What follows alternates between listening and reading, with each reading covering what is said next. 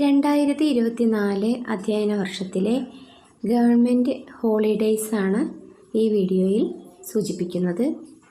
എല്ലാ മാസത്തിലെയും ഞായറാഴ്ചകളും രണ്ടാം ശനിയാഴ്ചകളും അവധിയായിരിക്കും. പിന്നീട് വരുന്നത് ജനുവരി 2 മന്നം ജയന്തി ചൊവ്വാഴ്ചയാണ് വരുന്നത്.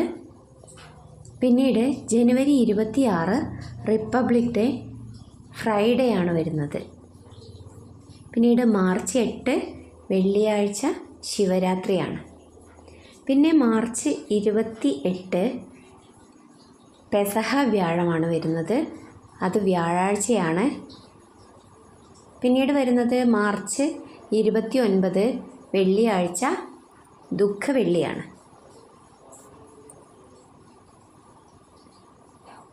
പിന്നെ ഏപ്രിൽ മെയ് മാസങ്ങളിൽ അവധിയാണ്. പിന്നീട് ജൂൺ മാസത്തെ അവധി ദിവസങ്ങളാണ് പറയുന്നത്. ജൂൺ 17-ാം തീയതി മൺഡേ ആണ്, അന്ന് ബക്രീദ് അവധി ദിവസമാണ്. പിന്നീട് ജൂലൈ 16-ന് ചൊവ്വാഴ്ച മുഹറം ആണ്, അവധി ദിവസമാണെന്ന്. പിന്നീട് ഓഗസ്റ്റ് 3 ആണ് വരുന്നത്, അന്ന് സാറ്റർഡേ ആണ്, കർക്കിടകവാവാണ്, അന്ന് അവധി ദിവസമാണ്. പിന്നീട് ഓഗസ്റ്റ് 15 സ്വാതന്ത്ര്യദിനം വ്യാഴാഴ്ചയാണ് വരുന്നത്. പിന്നീട് ഓഗസ്റ്റ് 20 ശ്രീനാരായണ ഗുരു ജയന്തി ചൊവ്വാഴ്ചയാണ് വരുന്നത്. ഓഗസ്റ്റ് 26 ശ്രീകൃഷ്ണ ജയന്തി തിങ്കളാഴ്ചയാണ് വരുന്നത്. ഓഗസ്റ്റ് 28-ന് ബുധനാഴ്ച അയ്യങ്കാളി ജയന്തിയാണ്, അന്ന് അവധി ദിവസമാണ്. സെപ്റ്റംബർ 16-ന് ഓണം അവധിയാണ് വരുന്നത്, അന്ന് മുതൽ തുടങ്ങും. പിന്നെ സെപ്റ്റംബർ 17-ന് ഓണം, അങ്ങനെ ഓണം ദിവസങ്ങളിലാണ് വരുന്നത്. പിന്നെ സെപ്റ്റംബർ 21 ശനിയാഴ്ച ശ്രീനാരായണ ഗുരു സമാധി ദിവസമാണ്, അന്ന് ഗവൺമെൻറ് അവധിയാണ്.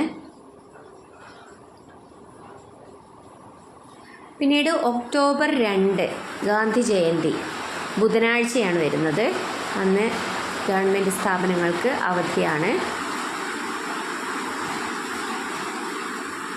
പിന്നീട് ഒക്ടോബർ 31 ദീപാവലി വ്യാഴാഴ്ചയാണ്.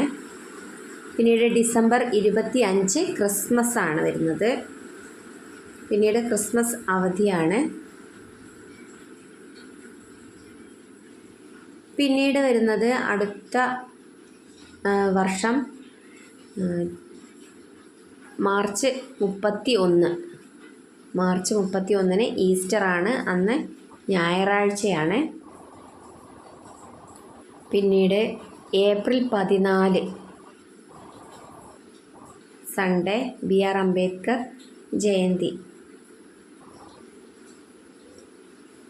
പിന്നീട് വരുന്നത്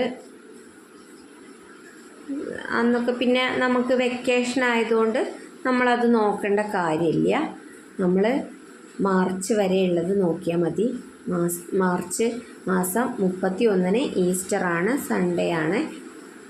സൺഡേ ഹോളിഡേ ആണല്ലോ. Okay, thank you.